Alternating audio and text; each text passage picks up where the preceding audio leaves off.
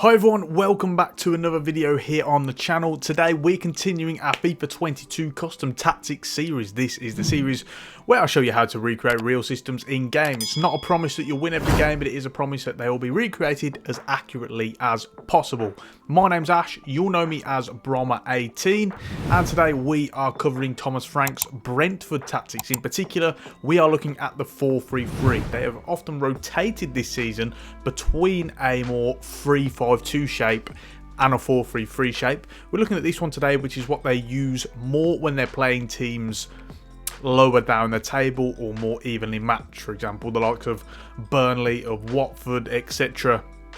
They've often utilised the 4-3-3. So that's the one that we're going to be covering today. If you haven't done so already, before we do get into it, a quick note. One, go and check out my Patreon. The link is down below. On there you get access to a ton of fantastic perks, such as my scouting package, which details scout reports on real players based on hundreds of hours of my own analysis, and also my FIFA 22 Custom Tactics package, where I'll give you deep dives and breakdowns on every tactic that I cover, ratings and rankings, as well as exclusive tactics videos such as Unai Emery's Villarreal, Sean Dyche's Burnley, Thiago Motta's Spezia, and more. There's a whole host of other perks as well, early access videos, behind the scenes videos, so go and check that out. Also, the gameplay that you are seeing above me right now was recorded, and this tactic was tested using my custom personal sliders. I do have a video detailing them, so please also do bear that in mind. Your experience might be different to mine using these sliders. Anyway, let's get into it. So first things first, with the formation, as I've mentioned, it is a 4-3-3. With regards to position changes, there is one. So as you can see, we've utilised the 4-3-3 holding, which gives us one defensive midfielder and two central midfielders. And what we're looking to do here with Christian Eriksen is we are looking to change him from a central midfielder to a centre attacking midfielder, a cam. And what we're doing here is we're trying to get him into more advanced areas, because that is what we're looking to do with him. He's going to drop into those pockets of space higher up the pitch often, in between the likes of the opposition's midfield and the defence, and he's going to look to pick up those spaces. It also means that on the instructions, which we'll come on to a bit later on, we can also set him to free roam, which is something we are also looking to do. Other than that though, we don't have any other position changes, which means we can now move on to the tactics. So with the tactics, defensively, first of all, we have press after possession loss, which is going to enable you to have a counter press when you do lose the ball. It's also worth mentioning, occasionally they're going to do it when the opposition play themselves into trouble as well, particularly between their own defensive sort of line. And so what you can do there is you can activate the team press function, which is down and then left on the D-pad. This will instigate a press. Hopefully, it's not overly effective, but it is something you can do, and it can sometimes work. For around about 7 to 8 seconds, your team will then start to press, your unit will boost up, and you can also do that as well. But generally, they are looking to counter press when they do lose the ball. After that, they will then bed back into their defensive shape. The width is up to 34, and this is going to be a bit more balanced compared to usual, where we have them below 30, which is going to give you a real compact, narrow shape. What they look to do here is that they want to try and complement that press by stretching out the shape a little bit more. They also like to get their players a little bit closer to the wingers, because they want to try and stop crosses coming into the box as much as possible. So as a result, we boosted this a little bit. I don't like this being too high though, which is why, even though it's on a balanced setup, it's only on 34. So you'll notice marginal differences between if it was on, say, 29 or 28, but we don't want it too high. We don't want too many gaps being created in the horizontal areas between each player. With the depth, it's up to 68. This is the highest that you can have as a mid-block before it becomes a high line. I have to have even numbers though, so please do bear that in mind. With that, what you're going to do is you've got a nice balance, because again, you're looking to counter press, so you're going to want your team to be up a bit more, and occasionally try and instigate that press between or from your team when the opposition are playing themselves into trouble, as I spoke about earlier. But you've also got to bear in mind that, particularly with the centre-backs who are relatively slow, the likes of Aya, the likes of Pontus Jansson, Ethan Pinnock as well, not overly fast, you've got to try and bear them in mind when you are setting up. So as a result, this is a nice mid-block. It's also because they're not looking to be overly committive. there is an element of trying to react to the opposition as well. And so as a result, generally, even though this tactic is sort of set up to play those sort of more evenly matched sides, they're not looking, as I say, to overcome it. So we have 68, and that is a nice high mid block. Offensively then, what do we have? Well, the build-up play is on slow build-up. This is going to drop players off, particularly on goalkeeper restarts. You're going to have players coming, dropping off, showing for the ball, and it's going to enable you to play out from the back and try and retain possession. This is what they do. Now, they can sometimes go longer to Tony, and you will have that option because he will be further up the pitch anyway. He can hold the ball up. Very, very good in the air. Very underrated in the air. Very strong as well. And so as a result, you can do that. But generally what they're looking to do is they want to try and retain possession and control the tempo of the game. This is also playing into the chance creation, which is on possession. Again, you're going to get players coming and showing for the ball. The main runners, the people who will look to penetrate in behind, occasionally the striker, Ivan Toney, also the two wingers as well. You will also have a box-to-box midfielder, which we'll come on to in the player instructions. So hopefully you're going to get an element of penetration there. But generally what you're going to want is players looking to show for the ball and supporting possession to create a lot of those shorter, quicker and more accurate interchanges. With the width, it's on 40, and this is again going to give you a more balanced kind of approach. A little bit lower though compared to if it was on 50 or above. Again, you're trying to support that possession kind of system where players are dropping off and coming closer to the ball. But the reason why it's in that sort of mid-balance range as opposed to if it's shorter and 30 and below is because you still want an element of wing play if and when you need to, particularly down the left-hand side where they're going to have the likes of Rico Henry, the left-back, overlapping as well. So you don't want your shape to be too compact. You want that bit of variation, particularly when you're playing against teams who you feel like can be exploited down the wide areas as well. So as a result, we've got that on 40. Next up with players in the box, this is on 7, and it's going to give you roughly between 3 and 4. Now usually there would be around 4 because you'd have the 3 attackers and you'd have the box-to-box central midfielder, which would be Janelt in this case as well. However, we've got this on 7 because sometimes what I found was you would have Ericsson coming into the box when maybe it was a winger crossing the ball in, and that's not what you want. You don't want Ericsson really getting into the box too much. You want him often parading around the edge of the box, not only because that's where he does his best work, but also because you want that element of protection. If the ball does come out of the box, it's cleared, it's headed away, etc., there's a fumble, then you know he's able to pick it up and recycle possession and help you to retain possession. So as a result, we've tried to sort of make amends with that by having this on 7.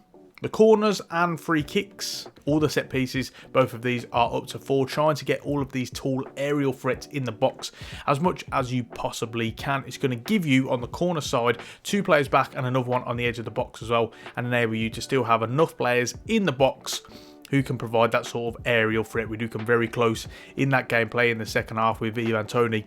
Should have scored somehow. So again, both of these are on 4. So with the player instructions then, starts off with David Raya in goal. We have him on comes for crosses, and we also have him on sweeper keeper as well. He's again one of those keepers who is very, very happy to try and be more risky in the way that he plays, in his style. He's looking to try and play on the front foot, sometimes to his detriment as well. But again, often looking to step out, play out further from his goal, and trying to relieve the pressure off his defence as well by coming for crosses and trying to claim those crossing situations as much as possible. With the 2 centre-backs, Ethan Pinnock and Pontus Jansson, in this case, we have them both the same as you would on standard. No need to change any of the instructions there. So then we can move on to the 2 fullbacks, and they are slightly different roles. Now, what they've done, particularly in the second half of the season, is they've actually had someone like Christoph Ayer at right back, which is obviously a bit of a surprise considering, he's a centre back and a very tall one at that. He's what, 6'5" here.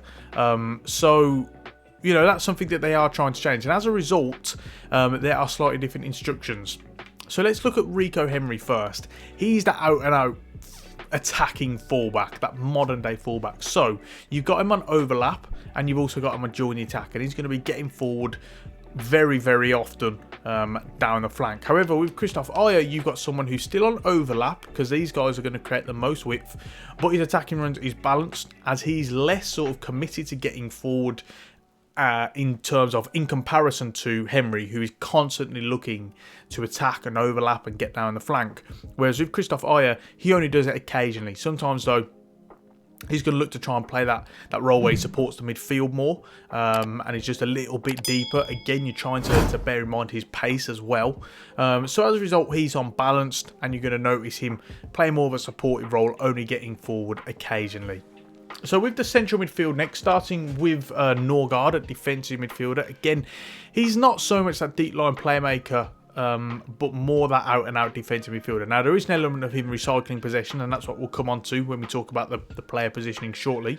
But generally what you're looking for is, again, that ball-winning midfielder. So he's unstable while attacking, and he's also on cut-passing lanes as well. Again, man mark doesn't work on this game, but with Brentford, you've got a team who are more zonally orientated. Again, we see that in their set pieces, as well as, you know, sort of open play. Defensive position is cover centre. It's going to be the two central midfielders ahead of him who are going to be, you know, getting dragged out to the wing. So you want him remaining in place. And any positioning freedom, as we kind of just alluded to, he's not so much that playmaker where he's going to be roaming about. He's on stick to position here.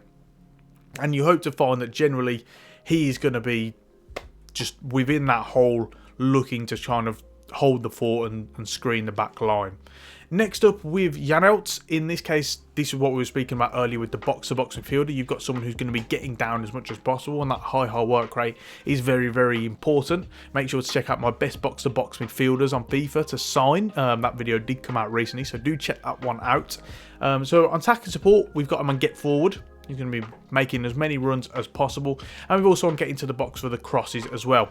It's very, very handy because as a central midfielder, you can still get him into the box for crosses, but you can also get him on get forward.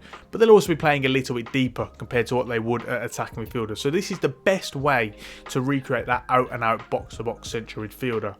His defensive position is cover wing. Again, as we spoke about, him and the likes of Ericsson are the ones who will be getting dragged out wide a bit more. And then his positioning freedom is stick to position as well. We're not looking for him to free roam or drift wide.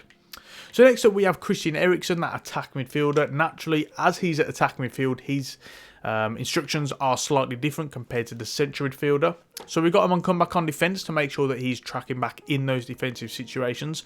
Something worth bearing in mind, his stamina is just pathetically low on this game. You know, it's pretty shocking from the data reviewers at EA, to be honest. Just because he's playing with a defibrillator doesn't mean all of a sudden he's got low stamina. Like, really tacky, really just lazy stuff. Like, come on, seriously, 59 stamina. So you got him to come back on defence. Again, something worth bearing in mind though with that stamina level.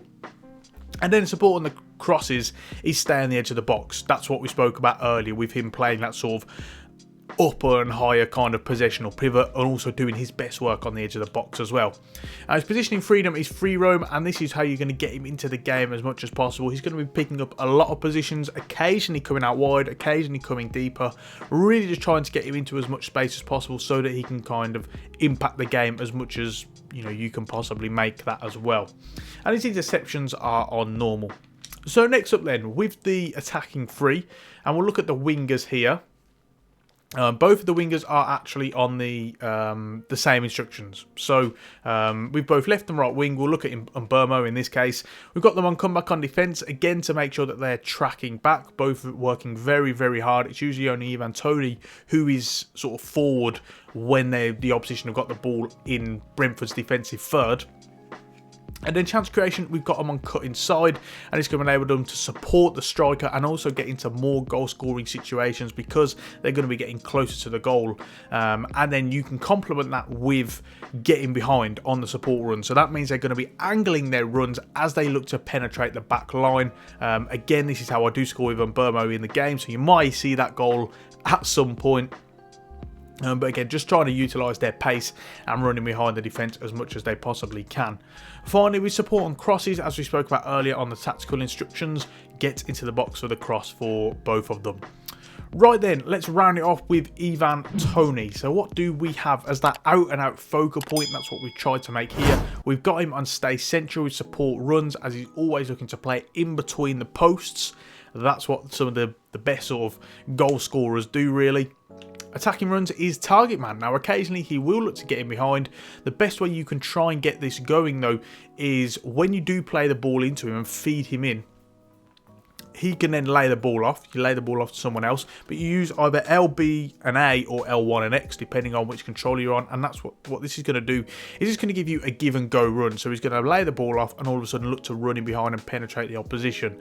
That definitely works out very well. But generally with Ivan Toney, you've got someone who's extremely all-rounded. He can hold the ball up. His strength is extremely underrated, and so as a result, he plays that focal point out and out as a target man, but as just that sort of complete forward, really very, very well.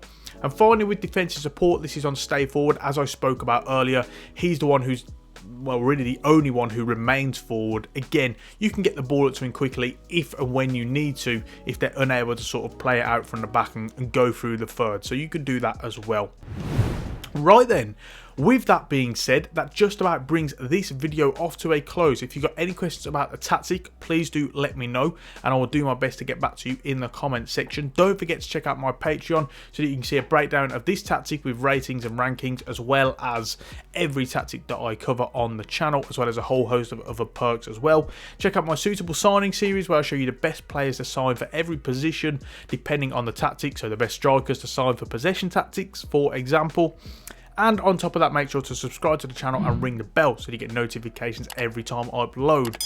Also follow me on Twitter, the link to that is in the description. And on that note, we're going to round it off there. We're now going to go into the gameplay where you can see firsthand the gameplay of the game that you can see above. And so until next time, I will see you soon.